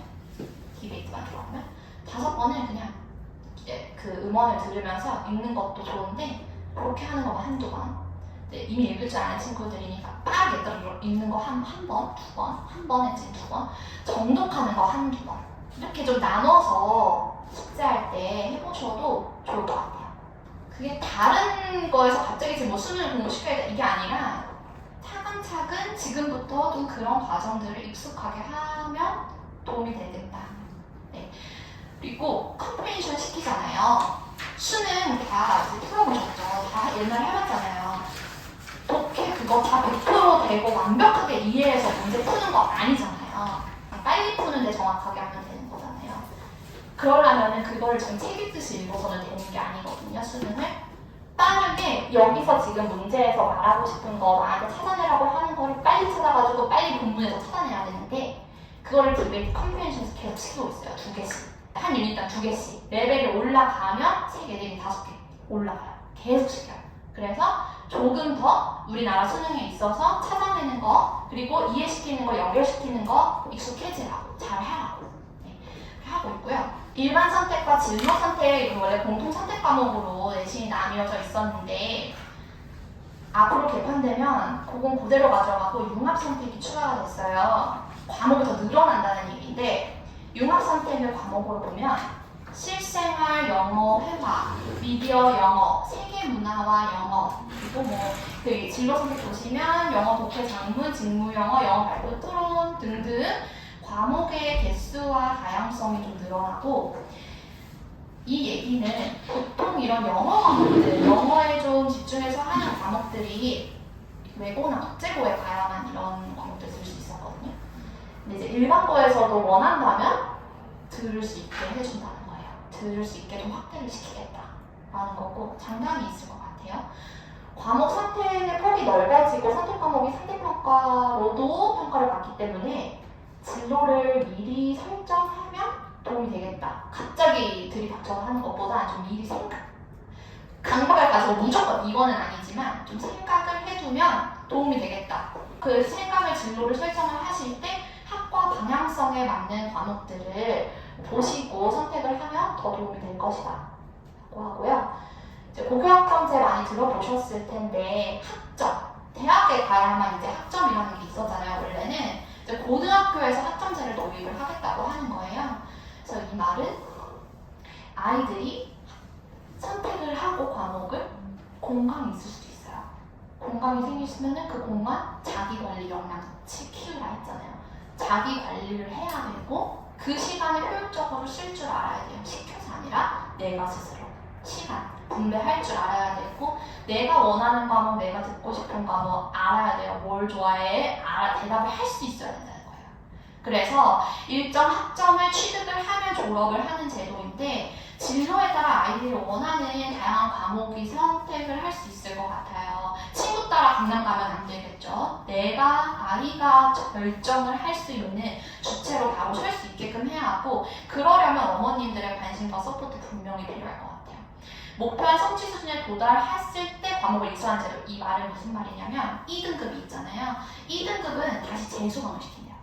점수를 다시 받고 올라가야 되지 2로 찍히는 거는 안 된다 이 말이에요. 그래서 나고되는 학생 없이 하겠다 이런 제도고요. 누적 학점이 기준에 도달할 경우 졸업하는 거지 출석 일수랑 별개다. 교육과정이 나오면 수강 신청을 아이들이 할 거고 왜 대학생 됐는데 엄마 수강 신청해줘 9시 이렇게 안 하잖아요. 다 자기가 하잖아요. 그게 내려올 것 같아요. 고등학생이 알아서 하는 그렇게 흘러가야 좀 더 잘하지 않을까. 네. 웃기잖아요. 대학생이 엄마 나 수능 신청 이렇게 하면 우리는 웃기다는 생각이 드는데 고등학생은 아직 애기 같잖아요. 중학생 바로 대학이니까. 그러니까 이제 수강 신청도 본인이 진로를 설정을 해서 과목을 선택하게 하겠다. 수업 운영도 학생이 좀 참여하는 수업으로 만들겠다. 평가를 했을 때 성취 평가를 실시를 해서 이수, 미이수로 안 되면 재수강을 시키겠다. 해서 학점 기준에 다다르면 졸업을 시키겠다라는 얘기고요.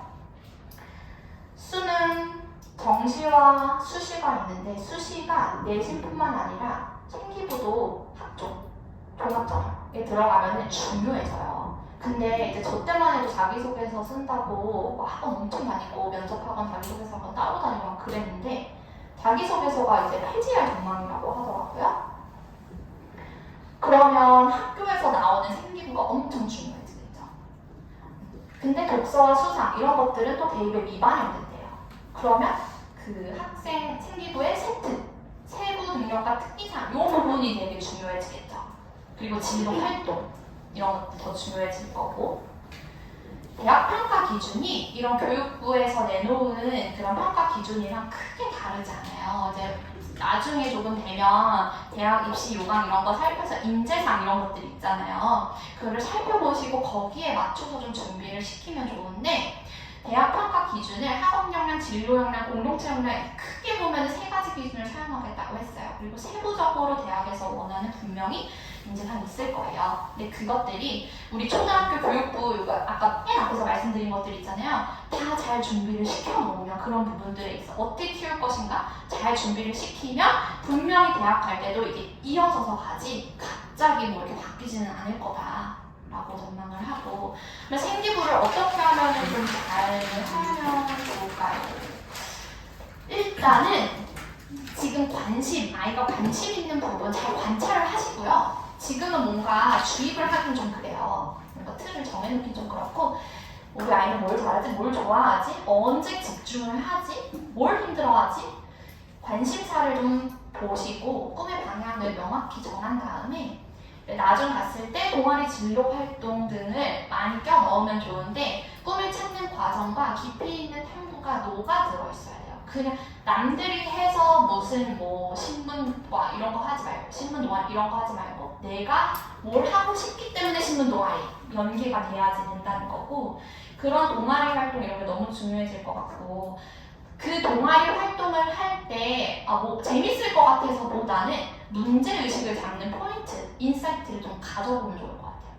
뭘 해결하고 싶어서 어떻게 좋아지려고 그 문제가 나한테 있을 수도 있고요 바깥에 있을 수도 있고요 사회에 있을 수도 있고 문제 설정을 아이가 이건 약간 이런 포인트에서는 내가 좀 고쳐보면 좋을 것 같아서 이런 활동들을 해볼게 로 접근하시면 도움이 되고요 해결 방법을 그 활동들을 통해서 모색을 하는 거예요. 그래서 내가 스스로 찾은 문제를 해결하기 위해 노력한 것들을 그냥 노력하고 말면 안 되고 보고서나 프로젝트 형식으로 결과물을 도출해야 해요. 그래서 남는 게 있어야 된다는 말씀을 드리고 싶은 거예요. 예를 들자면 이래요. 요새 저출산이고 문제가 심하기 때문에 이 부분을 해결하고 싶은 마음이 들어서 친구들이랑 그런 관련된 서적, 도서를 읽고 토론하는 동아리를 해보겠어. 그게 문제가 돼서. 그래서 그런 관련된 자료들을 내가 결정해서 토론을 해서 찾고 읽고 해서 이런 방안들을 내놨어. 그 방안이 정말 훌륭하지 않더라도 이런 문제 설정 해결 방법 모색 가이드를 따라서 올라온 아이들은요, 나중에 면접 보거나 아니면 생기부 작성할 때 도움이 많이 돼요. 바람직하거든요. 그래서 결과물을 반드시 가지고 있어야 하고, 결국에는 뭐예요? 해결을 하고, 내 나름대로 해결을 하고, 그걸 토대로 성장을 해야 되는 거죠. 교내 경시대회나 방과후 활동도 충분히 활용해볼 수 있겠고, 발표 토론 질문 반복을 거치면서 세팅 내용을 풍성하게 시킬 수 있어요. 뭔가 소크라테스의 삼박법처럼 왜 어떻게 하면서 그 결과를 도출해내는 거예요. 내가 문제를 탐구하고 해결해서 배운 점과 성장하게 된 점에 포커싱 해가지고 생기부를 만들면 너무 예쁘게 나온다. 생기부가. 그래서 중학교 때 저희 이제 중학교 된 아이들이 글리반에 오고 있으니까 생기부를 보거든요. 이제 면접 준비할 때 봤는데 너무 예쁘게 잘 돼 있는 거예요. 그런 게 정리가 잘 써주신 거죠, 선생님들이. 근데 왜 어떻게 잘 써줄 수밖에 없었냐면은 이 가이드를 따라 글리반 활동하면서 연습이 되어 있어요, 아이들이. 그리고 그냥 넋놓고 있는 게 아니라 문제 해결해야지, 발표해야지, 나가야지 이런 마인드가 깔려있기 때문에 기저에 나올 수 있었던 것 같아요. 면접도 너무 자신있게 볼 수 있겠고요. 공인 영어 시험 제가 이 섹션을 왜 넣게 되었냐면 어머니들이 흔히 오해하시는 게 마스터반에 가거나 가장 최고 레벨이 되면 그냥 토플이나 이런 거 SAT 한 거 아닌가 이렇게 생각을 하시는 것 같아요. 그냥 제일 잘하면 그거 이렇게. 근데 저는 그 접근 말고 그냥 제일 잘해서 그거가 아니라 그 시험들이 각각 목표로 하는 목적이 무엇이고 그걸 통해서 아이가 뭐를 얻을 수 있고 과연 필요한 것인가를 알고 배우게 하는 거랑 모르고 배우는 거랑은 천지 차이인 거거든요. 그래서 알려드릴게요. 토플, IELTS, OP, TEPS, TOEIC 5가지로 추려보았고요. 영어권 대학을 입학을 하려면요, 토플이 필요해요. 네, 한국에서 대학을 다니더라도 유학을 간다거나 할 때 분명한 필요한 시험이고요. 성적이 나와야 하는데 대학생 수준의 표준 영어를 이해하고 사용하는 능력을 측정해보는 거예요. 그러니까 대학생이라고 가정을 하고 이 사람이 대학교 강의를 이해할 수 있는가, 받을 수 있는가를 측정해보는 거예요. 이 외국어, 영어로 받을 수 있는가. 비영어권 국가 학생들이 영어권 국가의 대학을 지원하는 데 필요하고요. 시험 영역은 이렇게 4가지 영역으로 되어 있습니다. IBT 120점 만점이고, 그래서 저희 아이들은요, 글리반에 합격하기 위해 GLT, 글로벌 리더 테스트를 보게 되는데, 이거는 저번 말미디어에 다 나온 다음에 보는 시험이거든요. 그래서 보고 나면은, 이제 말미 대회를 끝나고 나면은 이 시험을 봐요. 이 시험 유형 자체가 토플 베이스예요. 근데 이제 글리를 바로 합격한 친구는 지금까지 한 명도 없었고요. 다 글리 프랩으로 갔거든요. 이제 글리 프랩도 필요하다고 보는 게 이 문제 풀이 4가지 영역으로 나뉘어서 문제를 한번 풀어보고 넘어가는 것도 도움이 정말 많이 돼요. 그리고 그런 문제에 익숙해지면서 이 4가지 영역들이 많이 늘기도 하고요. 그 프랩권에서 토플을 한번 다루고 넘어가요. 그러면서 이 영역들을 최고 수준으로, 아이가 가진 역량의 최고 수준으로 일단 저희가 끌어올려 놓고 그 다음에 글리반에 가서 프로젝트를 하는 거예요. 말씀을 드리고요. IELTS는 아카데믹이랑 제너럴 트레이닝 2가지의 이제 시험으로 나뉘어서 보는데, 아카데믹은 마찬가지로 대학 그리고 대학원들을 목표로 하는 응시자가 보는 거고요. 제너럴 트레이닝은 이민 갈 때 거기 가서 회사 생활 할 수 있겠는가, 이런 것들을 파악하기 위해 보는 시험이에요. 읽기, 듣기, 말하기, 쓰기 9개의 밴드 등급으로 나뉘고요. 그러니까 IELTS 하니까 가야지, 토플 한다고 가야지 이게 아니라 이거 왜 하는데, 왜 이걸 해야 되는데를 알고 하시면 도움이 될 것 같아서 넣어봤습니다. 국내에서 이용한 시험이에요. 총 3가지 뽑아보았고요. OPIC, TOEIC, TEPS. OPIC은 국내 취업 혹은 영어가 필요한 해외 기간 등에서 요구하는 시험이에요. 개인의 관심사나 경험, 일상 주제를 다루기 때문에 이제 말하기로 보는데 저희 여감님 이제 인터뷰반에서 겹치는 부분이 많이 있어요. 7개 레벨로 나뉘는데 저희 아이들이 인터뷰 레벨 높은 아이들이 시험 이렇게 한번 유형 보고 프로그램을 고쳐 보더라고요. 점수가 잘 나오더라고요. 도움이 분명히 되는 것 같아요. 오픽이나 토익 말하기가. 그리고 토익은 2가지 시험이 있는데 그냥 저희가 제너럴하게 알고 있는 읽기, 듣기, LCRC로 나눠져 있는 거랑 그다음에 스피킹이 있어요. 990점 만점이고 7개 레벨로 나뉘는데 이것도 마찬가지로 편입 혹은 취업할 때 쓰는 거예요. 근데 토익은 좀 대상이 브로드예요. 대학생부터 일반인까지가 대상이고요. 탭스는 우리나라 서울대에서 맞는 거예요. 한국인의 영어, 의사소통 능력을 측정하는 거고 대학원 입시 이럴 때 쓰입니다. 류토스를 도입되면서 600점 만점으로 바뀌게 되었어요. 고등학교 선택. 고등학교를 총 3가지로 크게 분류를 해볼 수 있을 것 같아요. 그리고 더 크게는 2가지로 분류해볼 수 있을 것 같아요. 일반고와 특목자사고. 일반고는요, 전체 고등학교 비중 중에 가장 높고요. 거주 지역에 따라 학교 간의 레벨 차이가 약간 벌어져요. 그리고 이제 특목고는 특별한 목적을 위해 설립된 학교고, 과학고 외고, 국제고, 예고 이런 학교들이 요에 속하는데 동탄, 고양, 청신국제고 유명하고 외고들도 있고요.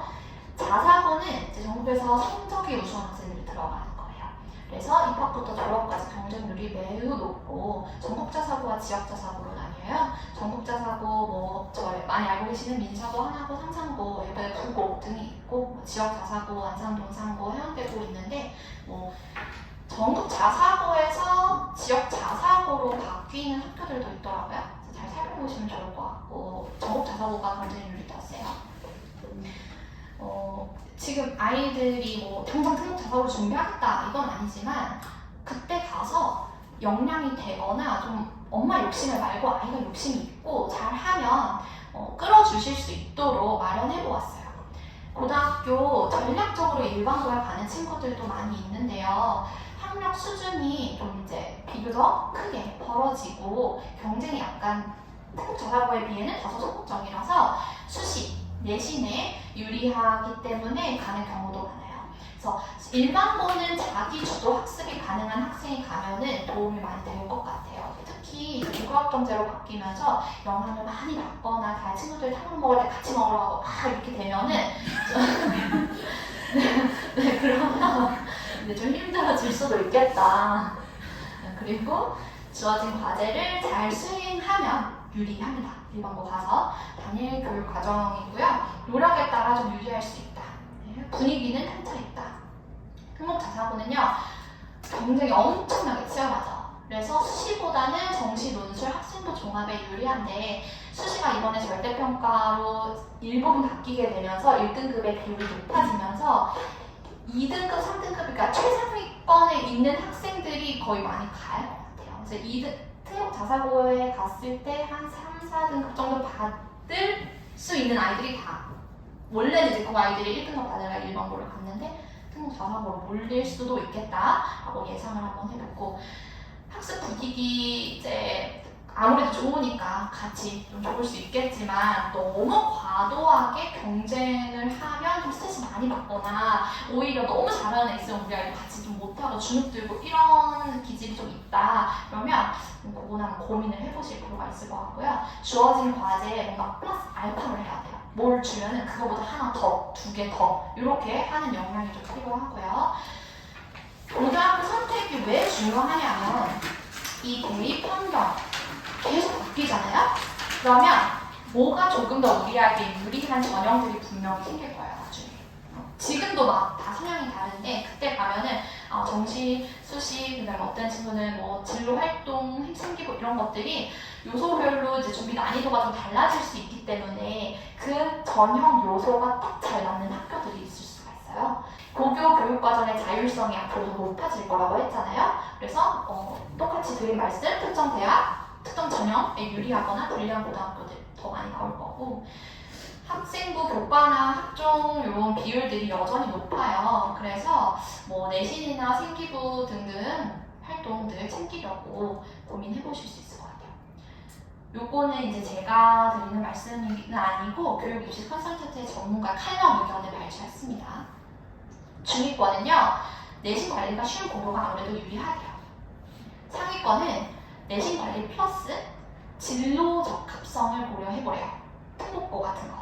그리고 교과, 어떤 과목을 좀 중점해서 가르치는 학교들 보시면 도움이 된다고 합니다. 최상위권, 우리 아이가 공부시키니까 최상위권이다.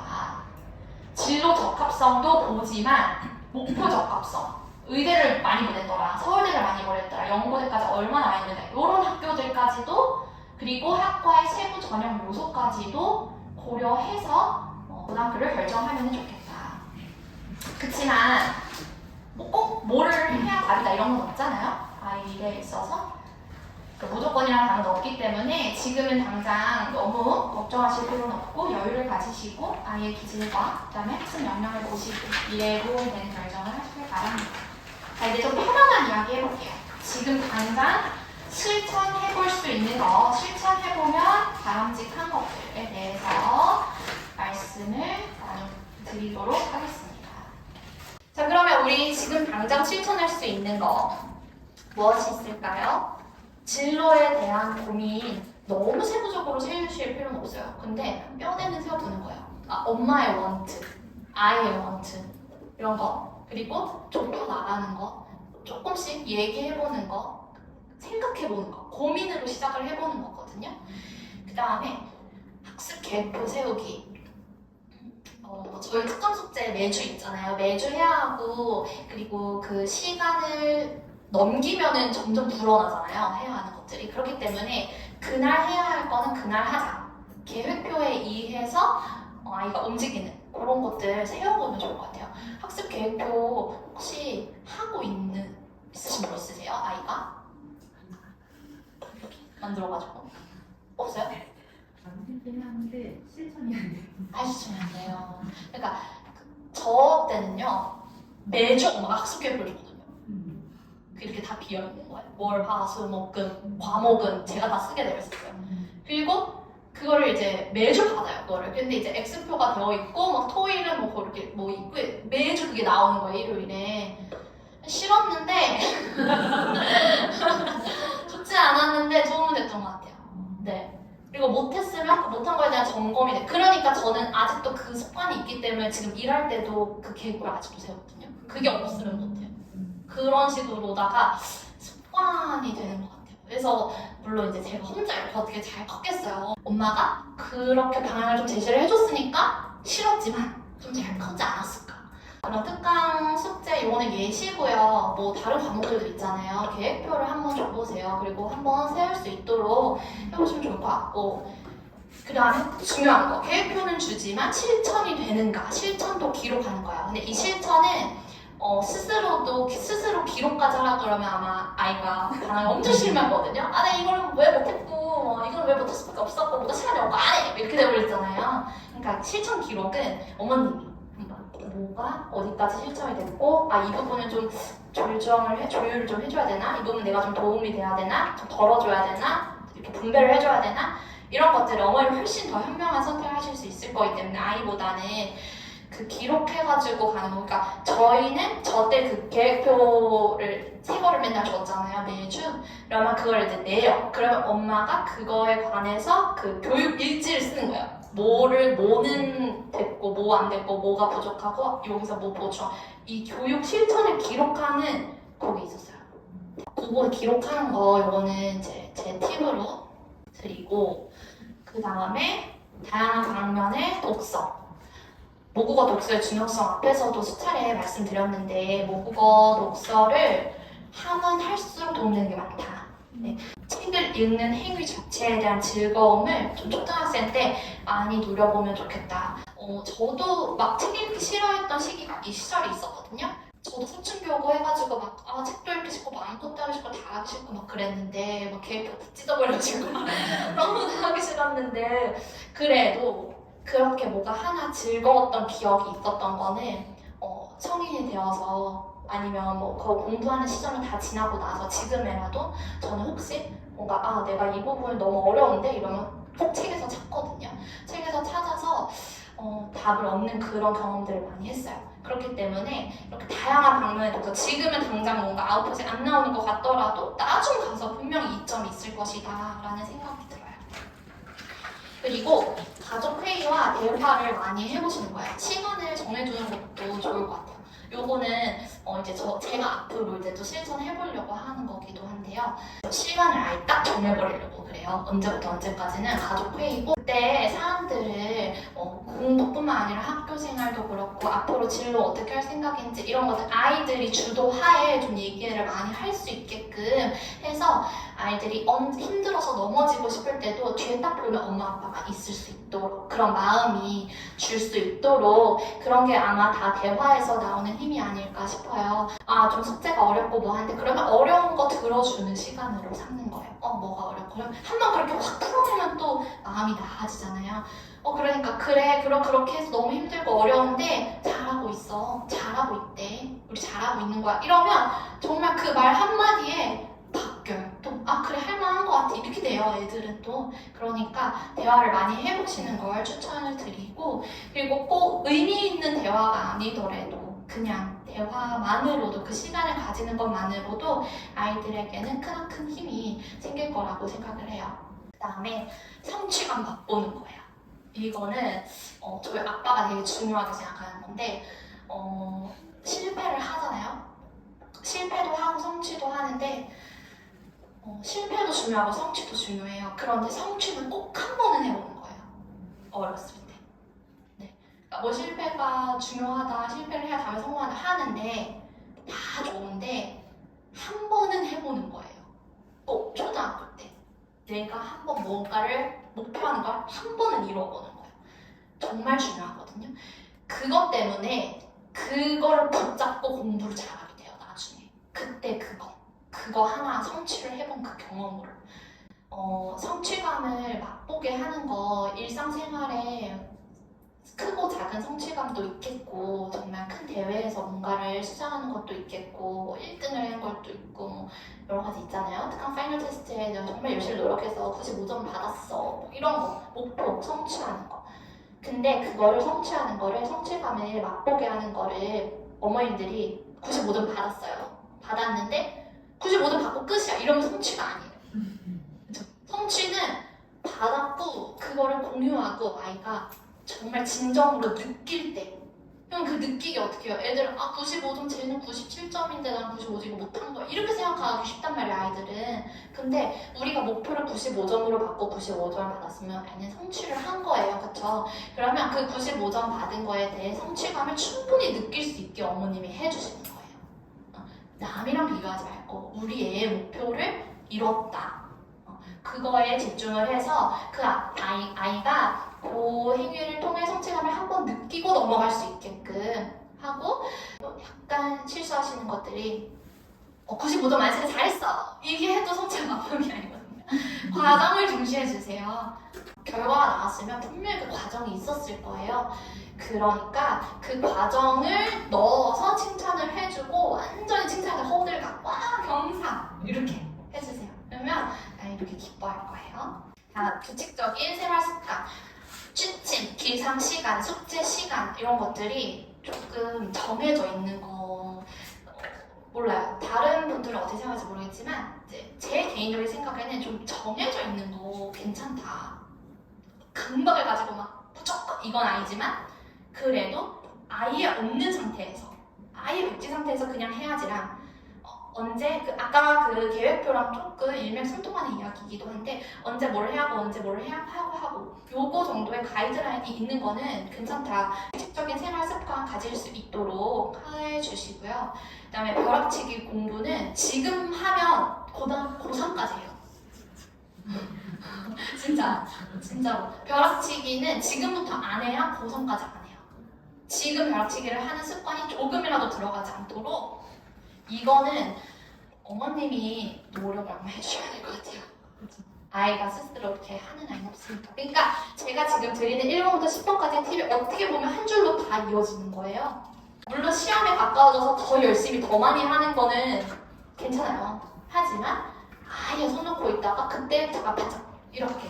이게 왜 문제가 되는 게 뭔지 아세요? 벼락치기를 많이 하면 공부 좀 머리가 좀 좋은 애들 있죠. 그런 애들은 나중에 가서 노력을 안 해요. 더 그래서 성적이 더 떨어져요. 아 나는 뭐 한 이 정도면 잘 나오니까. 근데 진짜 어려운 거 나오면 노력이 재능이잖아요. 노력을 하는 게 재능인데 그렇기 때문에 아 우리 애는 머리는 좋은데 노력을 안 해서 점수 이거밖에 안 되게 하려면 지금부터 습관 자체를 아예 뿌리째 싹 뽑아놔야 돼요. 네. 저희에게 좋은 게 있잖아요. 파이널 테스트 준비하는 거 이때부터 조금 습관 가져갈 수 있도록 해주시고요. 긍정적인 사고 기르기. 그래서 아이가 난 무엇이든지 할 수 있어. 그리고 긍정적인 사고를 가진 아이들은 조금 중간에 바람이 불더라도 무너지지 않을 거예요.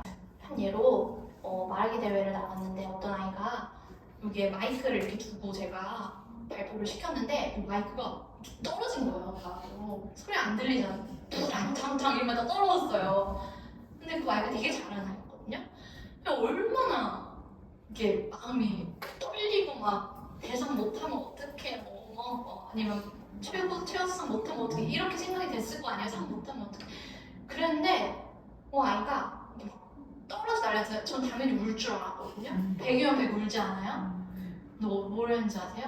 웃으면서 엄마한테 좀 어머님도 좀 긍정적이신 분인데 뭘 하냐면 나는 그때 떨어졌을 때 할 수 있는 최선을 다했어. 이렇게 난 떨어졌을 때 그냥 내가 할 수 있는 최선을 다했고 후회 없고 그냥 괜찮아. 그런 일 언제든지 있을 수 있어. 근데 나는 그냥 그때 했어. 내 걸 했어.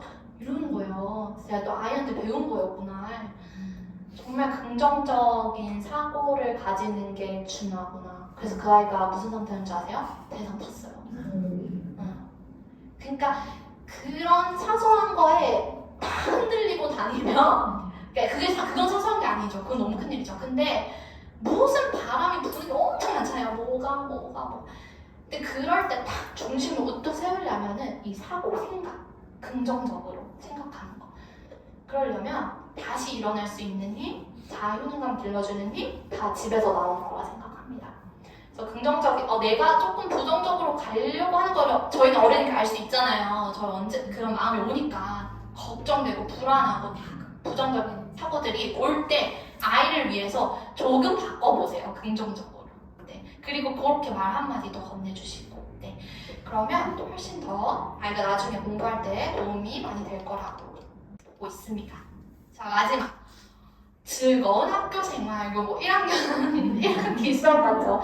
즐거운 학교 생활. 학교 생활을 즐겁게 잘 하는 게 얼마나 중요한데요. 학교가 즐거운 터전이 되어야만 공부를 잘 할 수 있어요.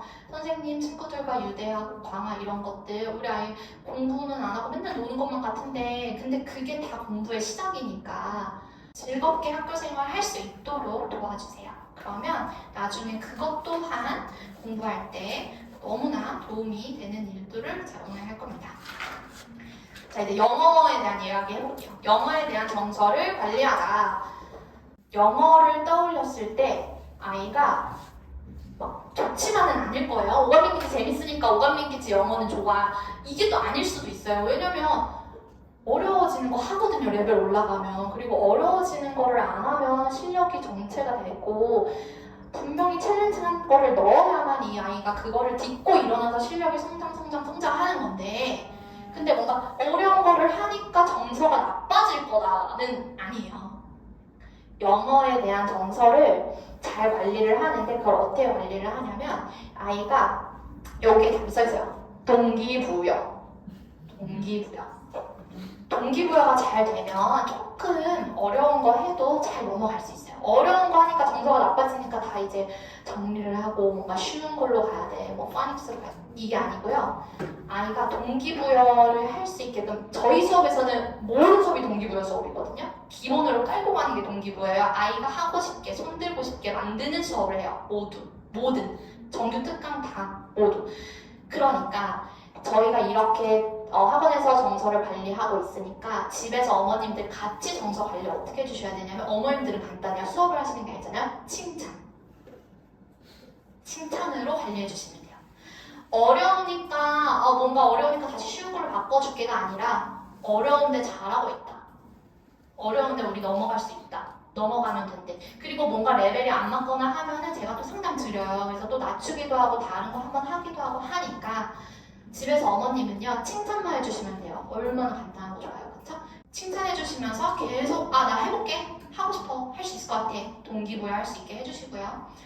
그리고 실용, 입시, 토끼 다 잡으려면 순서가 중요한 거 아셔야 되는데, 의사소통을 위한 영어 먼저, 실용 영어 먼저 만들고 이 실력 확실히 해놓은 다음에 시험 영어로 넘어가면 돼요. 의사소통 영어 아직 다 안 만들어졌는데 시험을 위한 영어 걱정하실 필요 전혀 없으시고요. 하다가 말고 아직 서리가 없는데 제발 가지 마세요. 너무 아까워요. 다 익은 다음에 저희가 보내드릴게요. 아셨죠? 의사소통 위한 영어 다 되고 다 될 수 있게 저희가 해드릴 거니까 그 다음에 시험 보는 영어 잘 할 수 있습니다. 불안하실 필요 전혀 없으세요. 그리고 마지막, 아이는 부모의 조바심을 읽는다.